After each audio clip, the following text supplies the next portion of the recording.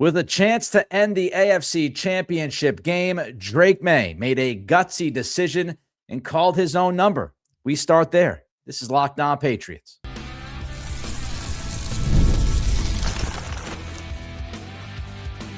You are Locked On Patriots, your daily New England Patriots podcast. Part of the Locked On Podcast Network, your team every day. What's happening? Still feeling good, Patriots heading to the Super Bowl to play the Seattle Seahawks. I'm your host, Nick Cattles, born and raised in New England, been covering the Pats for the past 16 years, also the co-host of the Greg Bedard Patriots podcast with, you guessed it, Nick Cattles, and a sports radio veteran. Welcome to Locked On Patriots. You know the deal, part of the Locked On Podcast Network, now the #1 sports podcast network, your team every day. On today's show, in the third segment, we'll break down how the Pats winning the Battle of the Trenches punched their ticket to the Super Bowl. In the second segment, we'll put Drake Maye's performance against Denver under a microscope and tell you why we're not shook. But first, speaking of Drake Maye, he made arguably the biggest decision of the game and arguably the biggest decision in a football game of his early career. Fourth quarter, 3rd and 6. We all saw Drake Maye ends up running for the first down on a naked bootleg that ends the game. It's over. You just take a knee from there and it's done. You are headed to the Super Bowl. Now, my initial reaction about that play on the live postgame was great call by Josh McDaniels. Man, oh man, kept it in his back pocket as the play caller, found the perfect time to call it. It was executed well. You get the first down, and you're moving on to the Super Bowl. Great call by Josh McDaniels. Well, come to find out, it was not a Josh McDaniels call. It was not a Josh McDaniels decision. Drake Maye made the call. My friend Andrew Callahan of the Boston Herald wrote about it. It was a basic play where Drake Maye would hand the ball off right to Ramondre Stevenson, who would then run behind his fullback, Jack Westover. Meanwhile, the offensive line would move in unison at the line of scrimmage as it moved Denver's defense laterally, letting Ramondre Stevenson pick his running lane of choice to convert this 3rd and 5 near midfield.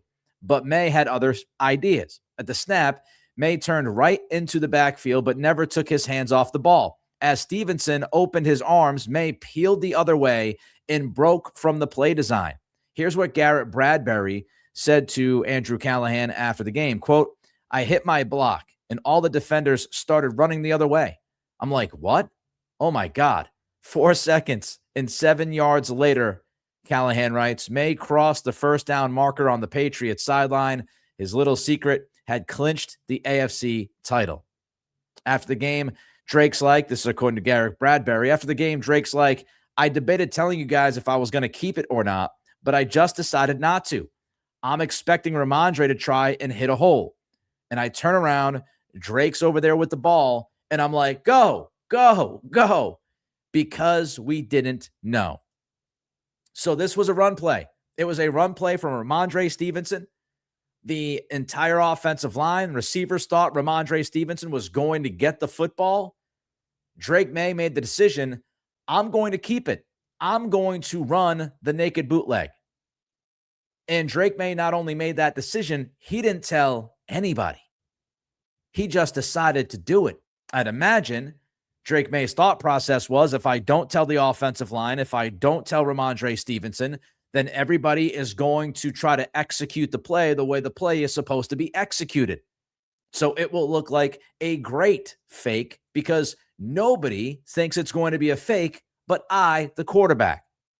And this is just incredibly significant, not only because of what the result was and the fact that you go to the Super Bowl thanks to this final call, final decision really by Drake Maye, but there are a number of reasons why this is significant. Number one, this is the leadership quotient of your quarterback. And what I mean by that is Drake Maye knows if this fails, if this blows up in my face, things could go sideways. If this doesn't work, and God forbid the Broncos come back down the field and score, that's going to be on me because I am making that decision. I am making that play call really on my own. Now, I'm sure you always have an option, and I'm sure this is something that Josh McDaniels has had conversations with Drake Maye about. And if you watch the All-22, Josh McDaniels is jumping up and down, going crazy when Drake Maye gets the first down. You can see him on the sidelines. He's just going all sorts of bananas. But Drake Maye, he's got the ball here, and it's about 1:57 left on the clock. So if you run the ball as they do, and he obviously goes out of bounds, which would have stopped the clock. But I'm guessing if he wasn't able to get the first down, he would get down. More on that in a minute. So if you ran the rest of the clock, you're really looking at just over a minute or so where Denver would get the football back. So they'd have about a minute 15 to try to score, to tie the game or win the game. So this is entirely on the quarterback. In the biggest moment of the game, in the biggest moment of his NFL career, he calls his own number. That to me is leadership in spades, taking that responsibility, understanding the accountability he's going to have to take if this thing doesn't work. Number two, it shows tremendous football IQ from Drake Maye. I mean, think about it. The conditions are terrible.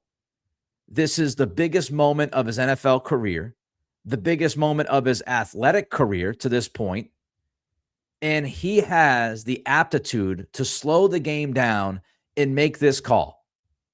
He is confident in that moment that the Denver Broncos would, quote unquote, crash, that they would crash and try to go after Ramondre Stevenson to stop the run.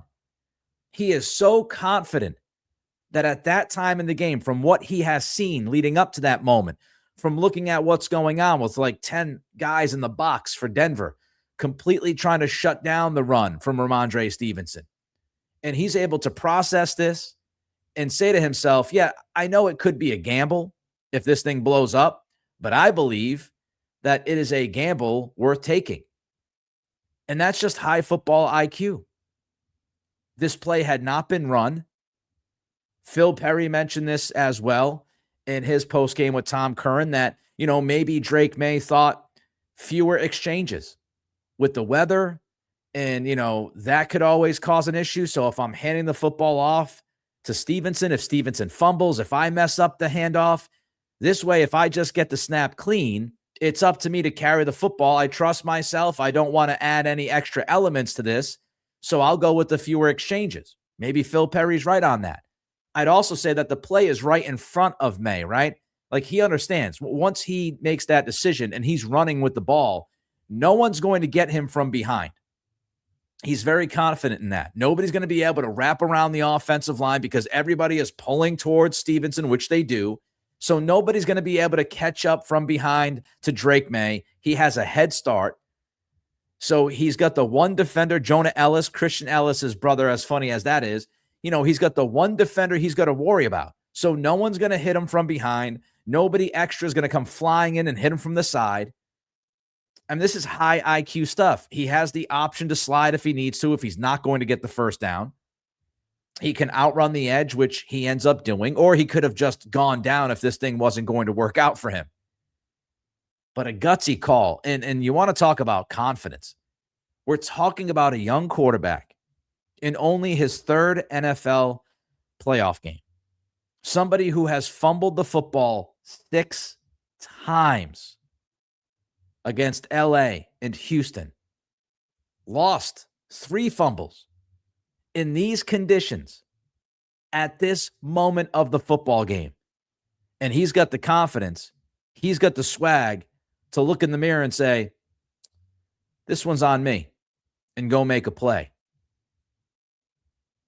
When we talk about intangibles, this exemplifies intangibles.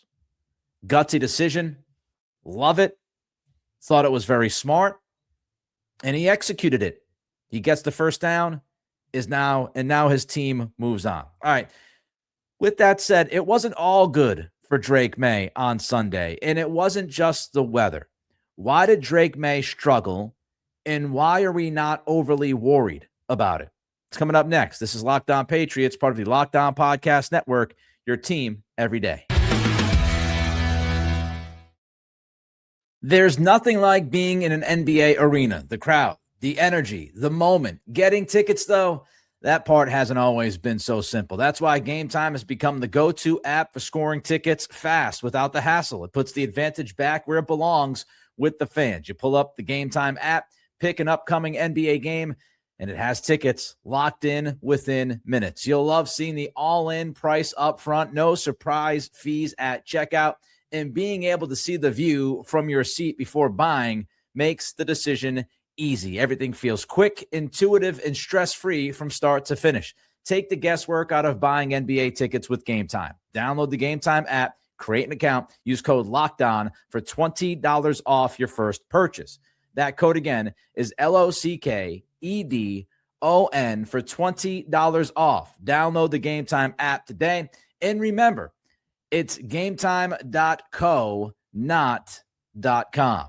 Last call. It's the last call for football on FanDuel. One final Sunday, one last kickoff, the final chance to get in on the action before the NFL season officially comes to a close. This is Super Bowl 60, and FanDuel is making sure you're right in the middle of it with a special offer just in time for the biggest game of the year.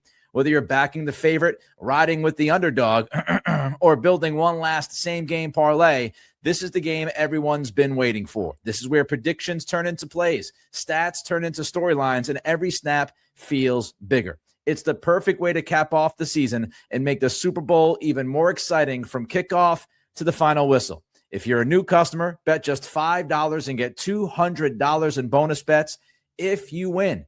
Make it count, because after the Super Bowl, the season is over.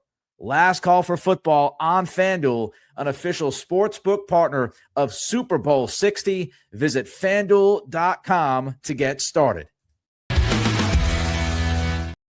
Heyo, how are you? Hopefully well. You already live your team every day, right? Now take it up a level. Kick it up a notch. Go ad-free. Join the Everydayer Club. You can do that today if you'd like.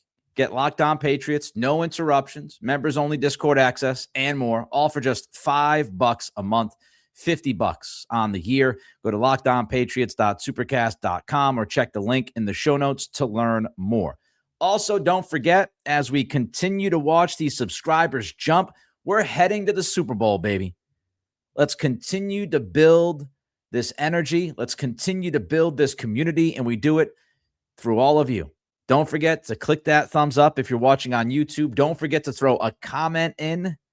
How you feeling about Drake Maye and his gutsy decision to call his own number on 3rd and 6 in the fourth quarter of the AFC Championship game in blizzard-like conditions? Throw your comments in, and don't forget to subscribe. All right, so I just want to make this clear. The Patriots are set to play Seattle in the Super Bowl, as we all know by now. We will have plenty of time to break that game down, and we will go through everything that we need to go through. We have to pace ourselves here. Got a couple weeks. With all of that said, Drake Maye will have to be better in the Super Bowl if the Patriots want to finish this magical run. And this is not to disparage Drake Maye. This is not to make you feel worried about Drake Maye's play. It's not to tell you that he's going to not be able to succeed in the Super Bowl against the Seahawks defense. We're going to break that matchup all down. This is simply to look at why Drake Maye struggled against Denver. That had nothing to do with the weather, by the way. Like, aside from the weather, why did Drake Maye struggle against the Broncos defense? What did we see from Drake Maye during this game? And how to fix those things? And can he fix those things as we get ready for the biggest game of the year? Now, as I said in the live post game, and I'll say it again just to emphasize it, there was good from Drake Maye against the Broncos. He didn't turn the football over. That is huge. It's really the reason why you won. The other quarterback turned the ball over a couple of times. Your quarterback held on to it. And of course, as we mentioned in the live post game, the impact of Drake Maye's legs was just gigantic in this game. His ability to extend drives, his ability to pick up chunks of yards on the ground, his touchdown run, just a huge impact. With that said, before the bad weather, I'm not going to focus as much during the bad weather because, if you miss a throw in blizzard conditions, it is what it is. I want to focus on what happened before the bad weather and where we saw Drake Maye struggle. So before the bad weather, in the first half, I had Drake Maye with 2+ plays and 6- plays. The first drive of the second half was really the only time that the Patriots had pretty decent weather to deal with in the second half. I had Drake Maye on that drive for 1+ play, 1- play.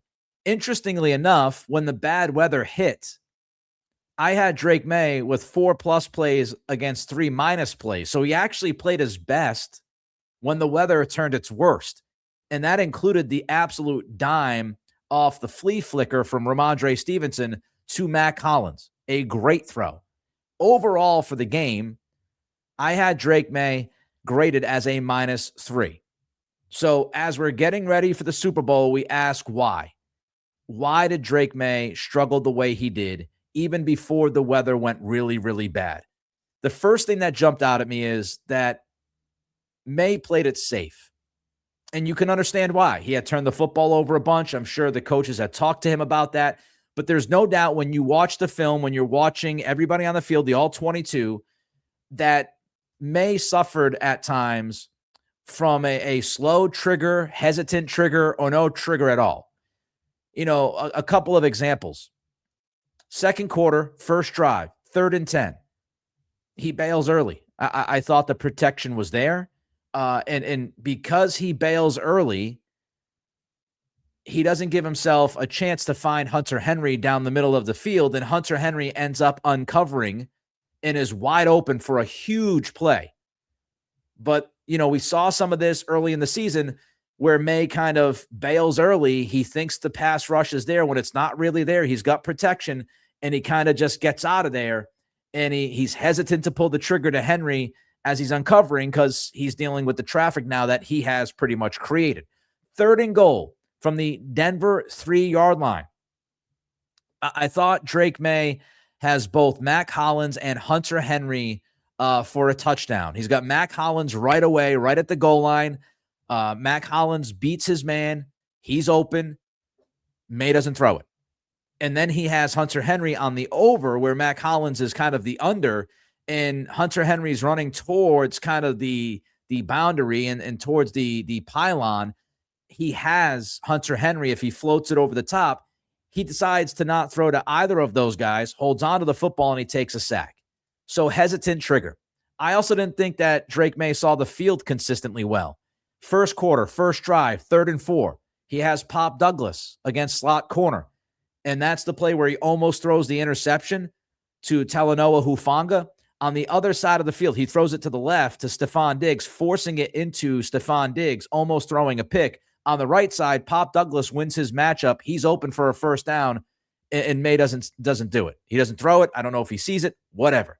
Second quarter, final drive of the first half, 2nd and 15. Drake Maye has Hunter Henry for a profit, so to speak. He has him underneath. He decides to force it deep to Kayshon Boutte against Patrick Surtain. A bad decision. Why are you challenging Surtain in the first place, and why are you turning down the profit on a 2nd and 15? And as I said earlier, a little bit jittery in the pocket to go along with that hesitant trigger. You kind of saw, Drake Maye with some happy feet at times, not trusting the protection. We'll get to the offensive line. I thought they were good, if not really good in pass protection in this game.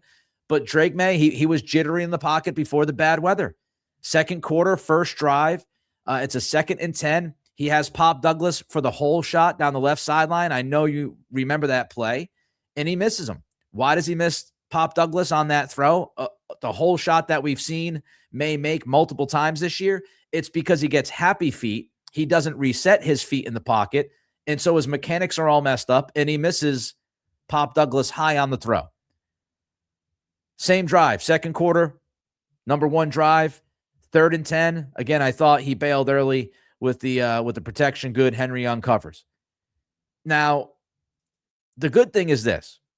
Drake Maye has proven that he can improve on all of these things throughout the season. He's done it throughout the year.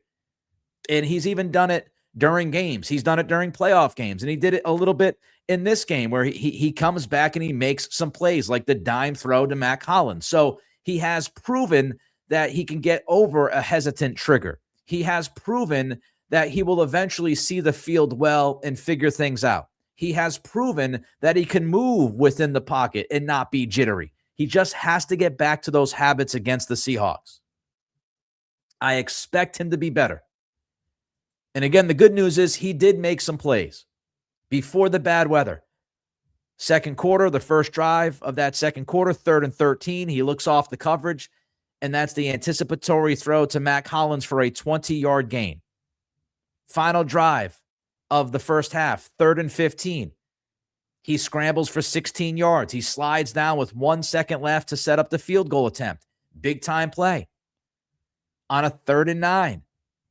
Later in the game, in the second half, he has a 28-yard scramble. It's the right decision. Nobody's open. So that's why Drake Maye struggled. That's what he needs to correct. I think he will correct those things. And still, he made some critical plays at critical times and did not turn the football over. All right, coming up, the difference in the AFC Championship game came down to the battle of the trenches. This is Locked On Patriots, part of the Locked On Podcast Network, your team every day. Hey, it's Matt Derry from the Locked On Lions podcast. The people I love depend on me. If I'm gone, the financial responsibilities don't disappear. I didn't want my family figuring things out during the hardest moment of their lives.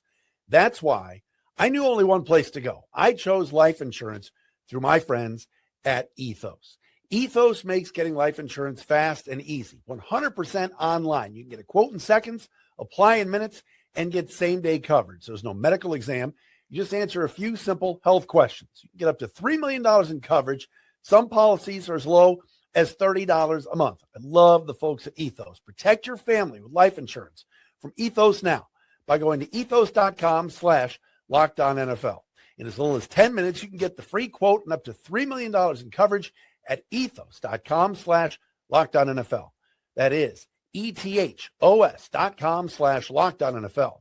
Ethos.com/LockedOnNFL. Application times and rates may vary. The big game is almost here, and there's no better way to stay locked into every moment than with Prize Picks, the daily fantasy app where it always feels good to be right. With football season coming down to its final stretch, now's the perfect time to close it out strong. Prize Picks makes watching the game even more exciting by letting you build simple lineups around player projections. No drafts, no waiting, just football action all the way through the playoffs. Prize Picks is incredibly easy to get started. Pick 2 or more players and choose more or less on their projections. It makes watching games way more engaging, especially during the playoffs and, of course, the big game. Download the Prize Picks app today and use code LOCKEDONNFL to get $50 in lineups after you play your first $5 lineup. I'll give you that code again. That code is LOCKEDONNFL for $50 in lineups after your first $5 lineup. Prize Picks. It's good to be right. Don't forget to like, comment, and subscribe. The reason why the Patriots are headed to the Super Bowl, the reason why the Broncos lost on Sunday is because the Broncos got their butts handed to them on both sides of the line of scrimmage. Coming into this game, we talked about it in the deep dive preview. Analytically, statistically, the Broncos were the best offensive line the Patriots have faced all season long. And the fact is this: the defensive line of the Patriots feasted on that Denver O-line all day. Milton Williams was possessed. Impact play after impact play after impact play. I had him for at least 5 or 6 pressures. Pro Football Focus had Milton Williams for 8 pressures in this game. Pro Football Focus had Milton Williams' pass rush win rate at 28%. Both of those numbers tops on Conference Championship Sunday. Milton Williams continues to be the second best player on this football team. When he is out there, he is an instant difference maker. I thought Christian Barmore was good in this game. I thought K'Lavon Chaisson and Anthony Jennings, once again, were really good. I even thought Elijah Ponder and Corey Durden flashed a couple of times. And the cool thing was the Patriots didn't always need to blitz to get pressure on Jarrett Stidham. They got some pressure on Stidham with four-man rush. And the pressure on Jarrett Stidham changed the game. Jack Andrade of the NFL Network, he does research for the network. He has the numbers of Jarrett Stidham versus the Patriots on Sunday. I was hoping we would get these numbers. I said it during the live post game. We got the numbers for you. So Jarrett Stidham against the Patriots pressure, he was 1 for 10. He had 4 passing yards, and both of the giveaways were against pressure. He had a passer rating of 0.0. Compare it to Jarrett Stidham against no pressure. He was 16 of 21 for $129, a touchdown, no giveaways. His passer rating was 107.0. The Broncos offense was different. The Broncos quarterback was absolutely different when the Patriots got pressure. And their defensive line caused havoc. And I'll just remind everybody, I said it in the live postgame, but Denver had no chance on God's green earth to run the football in this game, especially in the second half. But here's the good news. It wasn't just the defensive line that was dominant. The offensive line stood up. We talked about Nick Bonito. We talked about Zach Allen. We talked about the Denver defensive line. And I'm here to tell you, the Patriots offensive line did a good, if not really good job in pass protection. Will Campbell responded. Shout out to Will Campbell. Will Campbell was awful against the Chargers. He was hideous against the Texans, but he responded exactly the way you hoped he would respond. I had him for only 3 pressures in this game. In the first quarter, the second drive, he misses a cut block on Nick Bonito, and Nick Bonito gets pretty quick pressure on Drake Maye. Fortunately, that's the play. Drake Maye gets rid of it quickly to Stephon Diggs for a 3-yard gain.